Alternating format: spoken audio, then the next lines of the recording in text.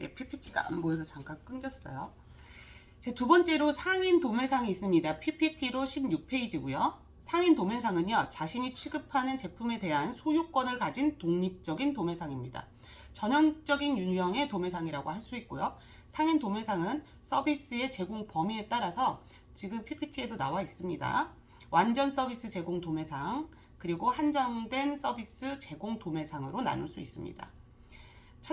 첫 번째로 완전 서비스 도매상은요, 그 교재 489페이지에 보시면 표가 있거든요. 메이커를 위해서 마케팅 기능들인 시장 포괄, 소매상을 위한 판매 접촉, 재고 유지, 주문 처리, 시장 정보, 고객 지원 등을 모두 제공하고요. 고객, 즉 소매상을 위한 마케팅 기능들 제품 공급, 구색 편의, 소량 분할, 신용 재무, 고객 서비스, 조언 및 기술 지원, 그리고 자체 브랜드의 사용, 포장, 소비자를 위한 일반적인 마케팅 전략 조정과 같은 추가적인 기능들을 수행하기도 합니다. 자, 완전 서비스 도매상은요, 다시 일반 상품 도매상, 단일 계열 취급 도매상, 그러니까 한정 상품 같은 것들을 판매하는 도매상입니다. 또 전문품 도매상이 있습니다.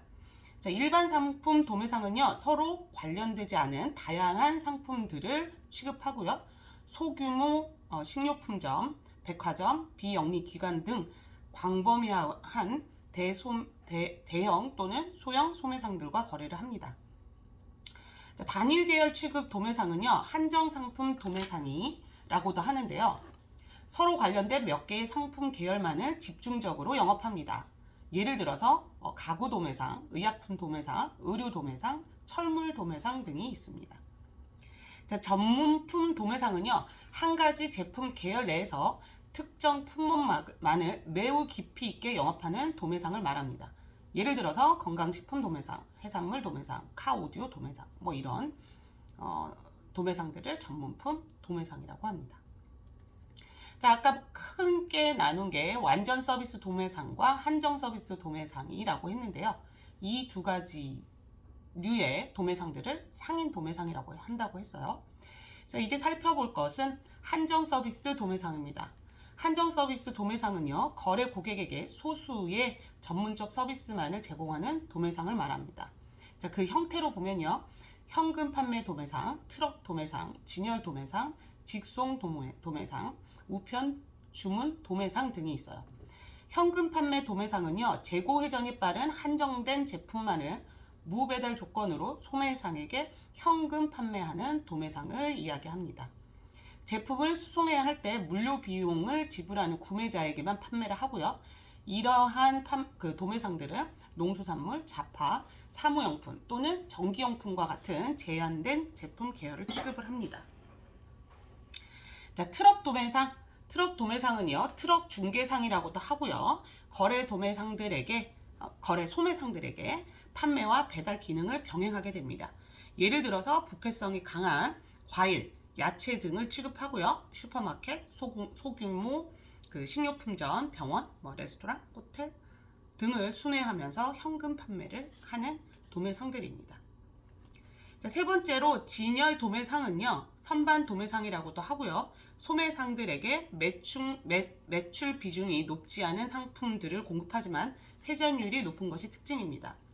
진열 도매상들은요, 슈퍼마켓이나 식료품점들에게 이미 잘 알려진 유명한 껌, 단행본 잡지, 건강미용 제품, 잡화, 전문품 등을 주로 공급하고요. 소매상들은 매출 비중이 낮은 잡화 전문품들을 직접 진열하지 않고요. 진열 도매상들이 대신 점포까지 배달하고 상품 진열을 하고요. 따라서 진열대도 제공을 합니다. 또 재고 관리까지 해주는 게 진열 도매상들이 하는 역할입니다. 그 밖에도요, 진열 도매상들은 소매상들에게 위탁 판매를 하기 때문에 제품의 소유권을 보유하지만 소매상들이 판매한 수량만큼만 물품 대금을 지급받게 됩니다. 자, 직송 도매상 네 번째고요. 제품의 소유권을 가지나 직접적으로 수송 및 보관하지 않는 도매상을 말합니다. 즉, 직접 그런 보관이나 수송을 하지 않으니까요. 그 역할을 보며 제품을 구매하고 싶어 하는 소매상과 접촉해서 계약을 체결하고요. 제품은 공급자 또는 메이커가 직접 소매상에게 선적을 합니다. 보내준다라는 거죠. 보관이 어렵거나 상대적으로 비싼 제품은 제조업자에서 직송 도매상으로 다시 고객으로 여러 제품을 이전하게 되면 매우 비경제적일 수 있기 때문에 직송 도매상이 제품을 구매한 이후에도 메이커가 제품을 계속 소유해야 하니까 적극적인 판촉 활동을 해야 하는 도매상입니다. 자, 우편 주문 도매상은요, 우편을 통한 그런 유통이 되겠죠. 그래서 우편 주문 도매상은요, 우편을 이용해서 소매상 또는 산업 구매자 그리고 기관 구매자에게 카탈로그를 보내고요, 주문을 받아서 판매하는 도매상을 말합니다. 지리적으로 멀리 떨어진 고객에게 유용하고요. 주로 보석, 화장품, 특수식품 등이 우편 주문으로 취급되고 있는데요. 이제는 우편이나 택배나 이런 것들이 발달해서 취급 품목들이 더 늘어나고 있습니다. 자, 그 다음으로 도매상의 유형을 보면요. 자, 대리점이 됩니다. 자, 세 번째로 대리점은요, 장기간에 구매자와 판매자를 대변하는 도매상이에요. 여기에는 메이커 대리점, 판매 대리점, 구매 대리점이 있는데요. 네 번째로 볼 브로커하고 공통점은요. 브로커도 마찬가지고 대리점도 마찬가지고 공통점은 제품의 소유권을 가지지 않고 다만 수수료를 받고 제한된 마케팅 기능을 수행하는 거예요. 자, 차이점은요. 대리점이 지정된 기간 동안 구매자 또는 판매자를 대표하는 반면에 브로커는 구매자와 판매자를 연결시켜 주고요. 그들이 교환을 협상하는 데 도움을 주는 것이 바로 브로커가 하는 일입니다. 자, 메이커 대리점의 종류 하나씩 살펴볼게요. 메이커 대리점은요, 메이커와 계약에 의해서 특정 지역에서 메이커 생산 제품을 판매하는 것이 바로 메이커 대리점입니다. 자, 영업사원에 대한 비용, 임금 등을 충당하기 위해서 비경쟁 관계에 있는 메이커의 제품도 취급을 하는 것이 바로 메이커 대리점들입니다. 자, 메이커 대리점은 제품을 공급하는 거래 메이커와 가격 정책, 영업 지역, 주문 처리, 배달 서비스, 품질 보증 및 수수료 등에 대해서 공식적으로 협약을 체결을 하고요. 주로 의류, 가구, 전기, 전자제품 등을 취급을 합니다. 자, 판매 대리점은요, 메이커가 생산한 제품을 판매할 의사가 없거나 판매할 능력이 없을 때 메이커를 대신해서 그 메이커가 생산한 제품을 판매해주는 역할을 하는 것이 판매 대리점입니다. 일반적으로 메이커의 마케팅을 판매 대리점으로 대체한 것으로 간주할 수 있고요.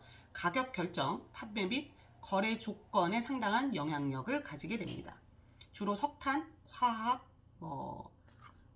금속 제품, 산업용 장비 이런 분야에서 판매 대리점들을 확인할 수 있습니다. 자, 구매 대리점은요, 구매자와 장기적인 관계를 유지하면서 구매자를 대리해서 제품을 구입, 검사, 보관하고 최종적으로 구매자에게 납품하는 역할을 합니다.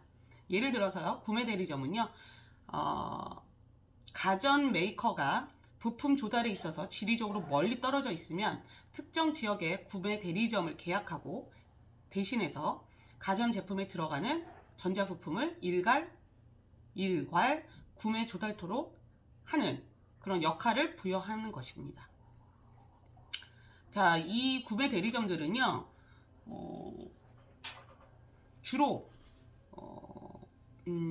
전문적인 지식을 많이 가지고 있게 되죠. 이 밖에도 위탁 상인 이렇게 있고요. 자, 마지막으로 브로커 한번 볼게요. 브로커는요, 구매자와 판매자 양자 거래를 성사시켜 주기 위해서 중개하는 것이고요. 브로커의 장점은요, 재고가 없어요. 그리고 금융 불관여로 거래에 대한 위험을 감수하지 않는다. 그러니까 거래 위험이 없다라는 거죠. 브로커는 구매자와 판매자 간의 요구사항, 시장 조건, 가격 조건 등의 협상을 통해서 계약이 체결되면 일정 법정 수수료를 받게 되죠. 예를 들어서 이러한 브로커의 경우가 부동산, 그죠? 집을 재고로 갖고 있는 게 아니잖아요. 근데 그것을 필요로 하는 소비자가 나타나게 되면 어떠한 집을 구매하고 싶어요 라고 부동산에 이야기를 하면 집을 팔려는 사람과 거래를 성사시켜 주고요. 거기에 대한 복비, 그죠? 수수료를 받게 됩니다.